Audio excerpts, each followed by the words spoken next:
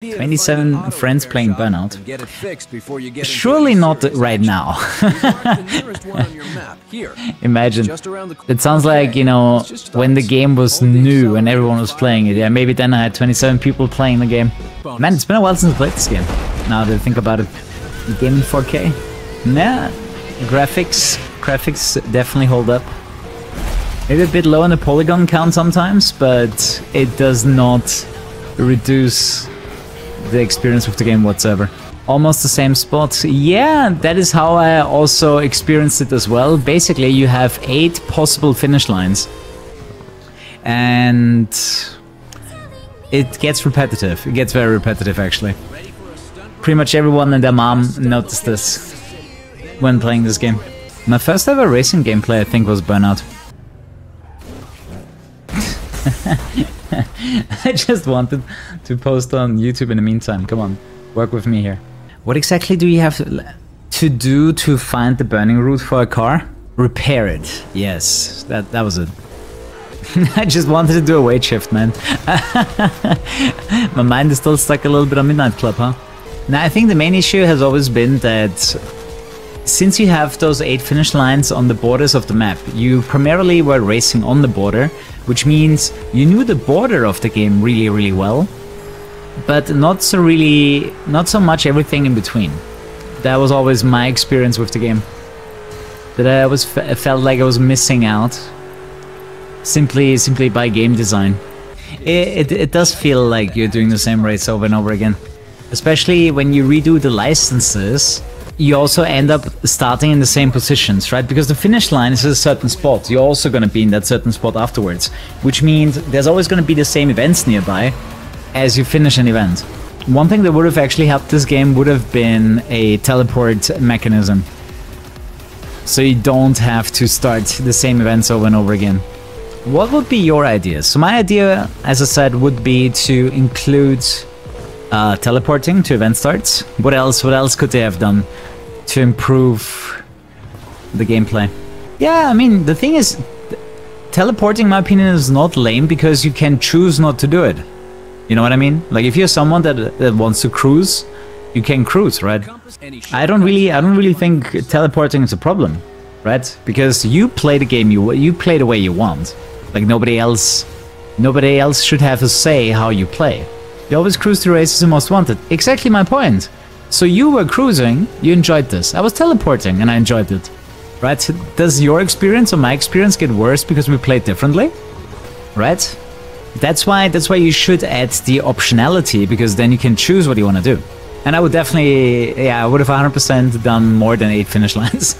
Especially I would have added finish lines within the city and not just on the outskirts. You could have had finish lines in the city, another 8 or whatever. Just, you know, just set the game up in a way where people actually start exploring the map rather than driving the same roads over and over again. Cops can see you cruising, absolutely. I think especially when you replay Most Wanted, I think teleporting comes in handy because maybe, you know the map already really well and you might not be in the mood to cruise every time. I'm always a big fan of optionality. Just let the players play how they want to. Especially when it's easy to implement as a developer, like, why not, right? Why wouldn't you do it? Oh wow, look at this. Look how we meet up at the same intersection nearly at the same time. Should boost a little more. I've been playing too much Burnout 3 and Revenge, where you're not necessarily boosting 24/7. Especially this part is interesting because there are no events here for a really long time. Right, because there's no intersections, there's no events. Events are only at intersections. You know, like, all of the ideas that they brought to the game are also very limiting.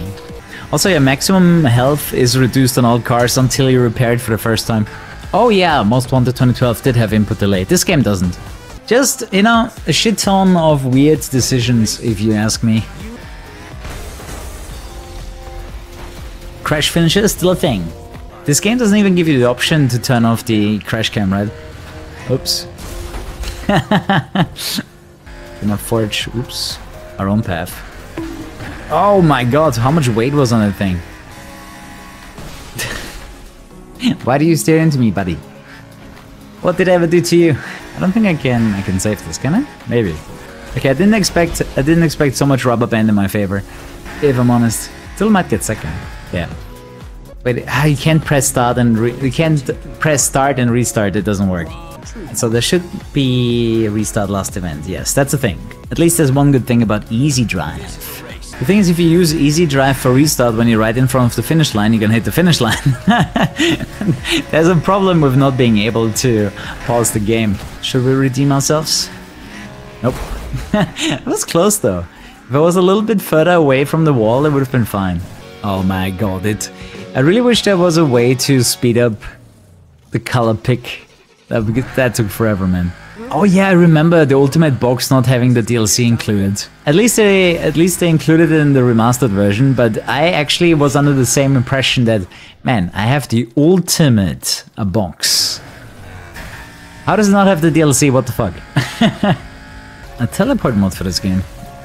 There is one mod that I had last time, which basically, it's a toolbox. It gives you access to a car swap while you're on the world map, which is pretty nice. And the other thing, it can also show kilometers per hour. So you actually have an idea how fast you're going. I forgot what it was called. You guys want to hear something? Once you hear it, you cannot unsee it. Look at the camera movement. How it drops down and then stutters up the camera all the time. It keeps doing this movement. Too fast. Oh wait, the game's loading. The game is loading, it doesn't start the event. How long though? Holy shit. What is going on in the background there? I don't get it. Tell me game. The only other game where I remember that the game is loading while you're already ready for the next event was Need for Speed Undercover. Oh, that's not gonna count, is it? Fuck. Ah, pause doesn't work. Not where I wanted to go, Atomica. Okay, shut the fuck up. Actually, I should cancel this event and change to a new car. You know, while the game has not the easiest way to switch cars, at least you have an incentive to swap the car all the time. Alright, you're gonna unlock more cars. If you do all the burning routes, it also makes you drive all the intersections. In that regard, I think the game did really well with exploration and being rewarded for it. Yeah, pacing could be better. I think, as I said, you know, being able to teleport would fix a lot of issues, in my opinion. What are we doing? Marked man. You want to be somewhat aggressive, because if you don't ram them, they will ram you. And shortcuts are usually a lifesaver. Gives you a bit of time to breathe. And we like breathing here. How is your car run? This can't be a drive away. Game, this can't be a drive away, are you kidding me? Hey guys, Kuru here. Check out Instant Gaming for cheap game keys. Click the link in the description below. You're playing the release version of Burnout Paradise. Have fun, dude. What exactly was the difference? Other than that, other than not being able to teleport? No Big Surf Island? Yeah, that makes sense. But I think someone mentioned like more substantial gameplay changes than that. Yeah, I remember the PC mod that had Big Surf Island playing on the PC version. That was cool. It was working. With a few tiny exceptions. Damage model. Maybe. Is it really only 8 finish lines? Always felt like more. No, it's exactly 8.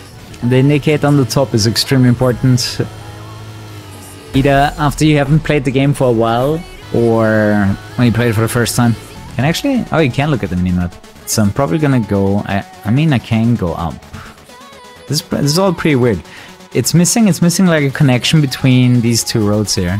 That is more direct. Ah, it was one too early again. Good, we're in the middle of nowhere right now. It is quite easy to completely get lost. So where do you spawn me? That's what I thought. Oh my god. Let's just do that again. Ah! Gotta do it like this. Cars being a bit faster, more stable, don't slide off when landing on 4 wheels, better crashes, cars flip more. Okay, so physics are different on the release version. Yeah, game definitely has a lot of fans. I mean, there was a reason the game actually deserved a remaster, right? But I like the game actually had some pretty good multiplayer, especially for people that enjoyed just the racing part. Oh, okay. You had to hit a lot more cars during Road Rage. All the jump opportunities. Yeah, map design was actually pretty great. I think what he fumbled was the finish line design. Always having these 8 spots, it led to much repetition. I mean, that was their goal, but I don't think they realized the impact of that. Right, opponents always get similar cars to yours, so if you have a big heavy machine, they will have a big heavy machine. Dude, I love this. When you push like one car into another. I'm not sure if the game recognizes that in a special way, but that were usually some of my favorite takedowns, where you push them into each other. Yeah, I'm not sure why it's so hard for developers to figure out a handling model that people don't hate. Because I think that is the #1 criticism that I see about racing games nowadays. Like, people just can't enjoy the games when the driving is shit. And I 100% agree with that. And how the balance kicking in. Can you do like a double barrel roll here? Maybe we can find an event that sends us up there so I don't have to drive there for no good reason. You know what I would love? I mean, you can do it like this. Like, if you want to find an event that tells you where it ends, you can do it like this. See, this actually ends exactly where I need it to. So, this is the event I want to do. You've seen the Batman movie. Whee! Why? Why did it flip an extra time? Are you... What? I didn't even touch him, for real. I actually didn't touch him this time. You didn't even hear anything. Like, it's not like I was scraping him or anything. You could actually not hear it. Oh, dude, I remember doing a corkscrew. Nice respawn. I remember doing a corkscrew and actually landing upside down on the other car, and it counts. That actually counts as a vertical takedown. If you like half roll on top of another car. Try it next time you see a ramp. Stella Entertainment. I'm actually surprised Stella didn't remaster another game. I think they did a good job for both Hot Pursuit and this game. I think in Hot Pursuit they kind of fucked the graphics. They looked better in the original. Oh, the crash mode of the game. Yeah, the crash mode of the game. You guys remember? Showtime.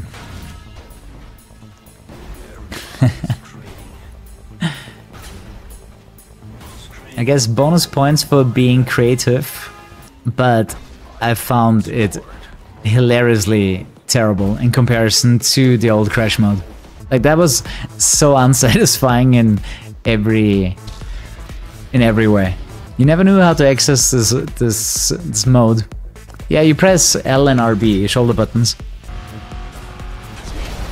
I love that works, because in the older Burnout games, when you hit them with the back of your car, it didn't do anything. I really love that works. Shunting them, yeah. Like, if you try that in Burnout 3 or Revenge, they will not die. No, it doesn't work in Revenge either.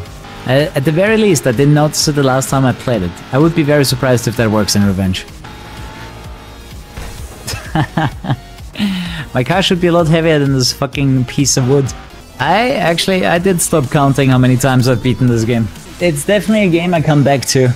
It's enjoyable to play. I gotta say, having a highway running over the entire map, or like a big part of the map, where you can just jump off in so many places is great.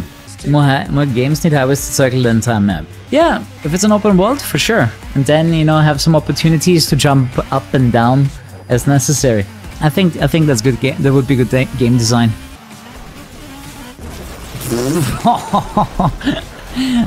That was very obvious.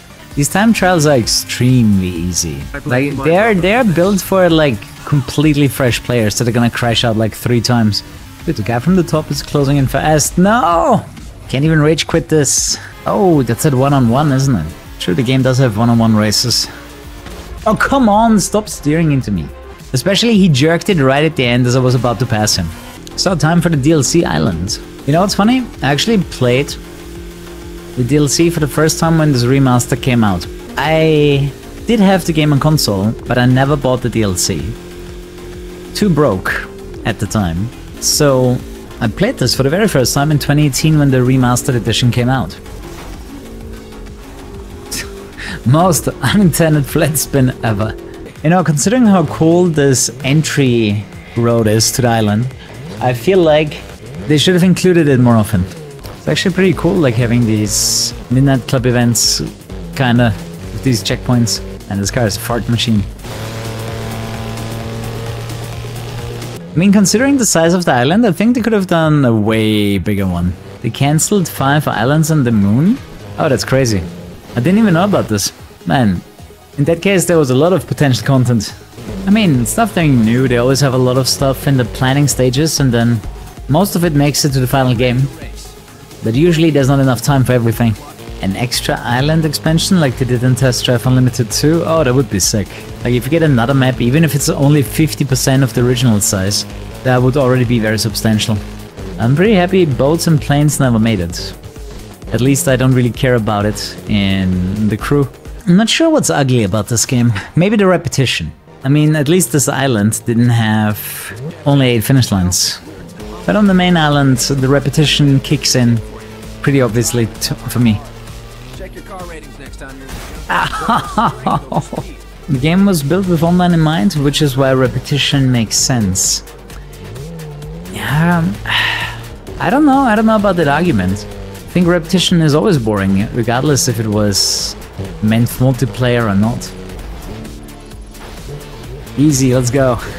What? That didn't even count? Oh wait, there's the spin. There's the spin. What? Where's my vertical takedown?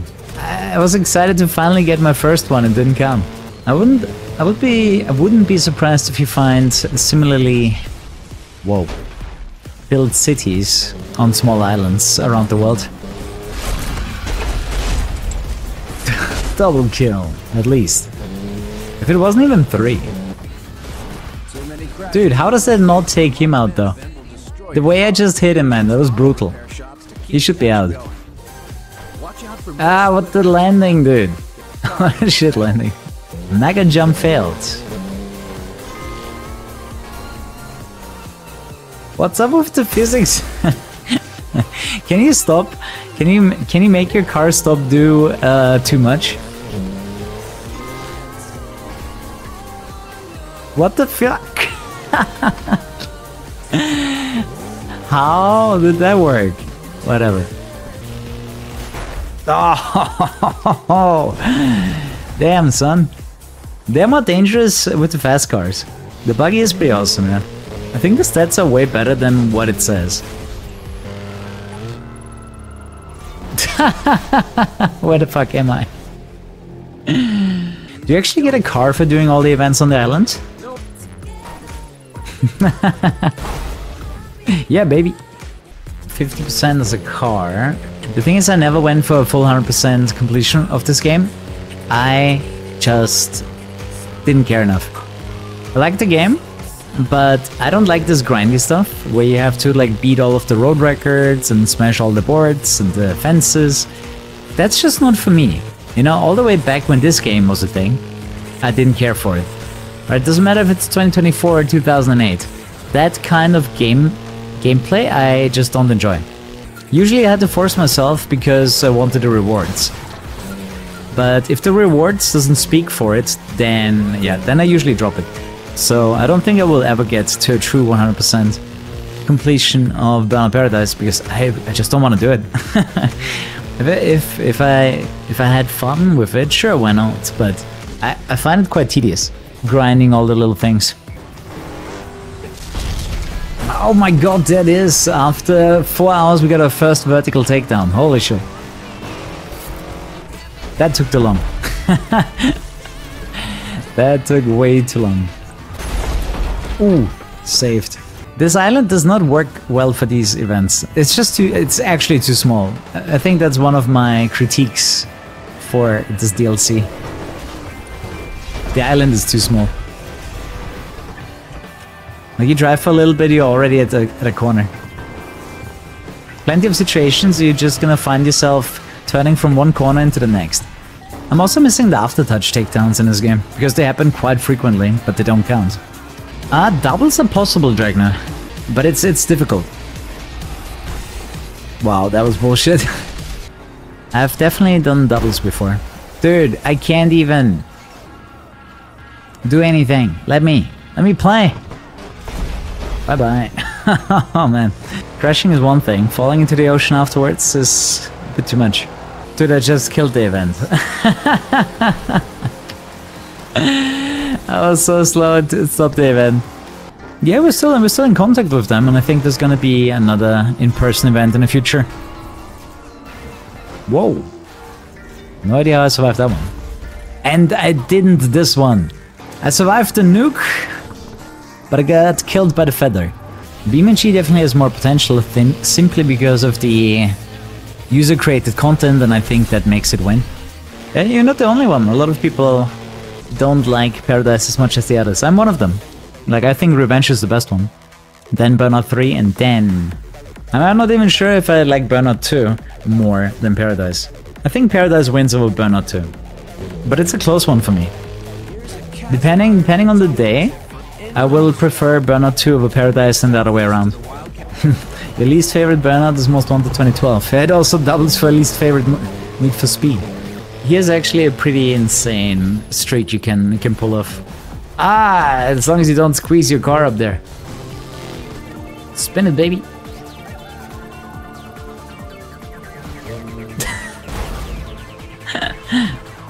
Thanks for hanging out, boys and girls. I'll see you fresh tomorrow, right? Sleep tight. Do come back tomorrow for more, and good night. Bye-bye.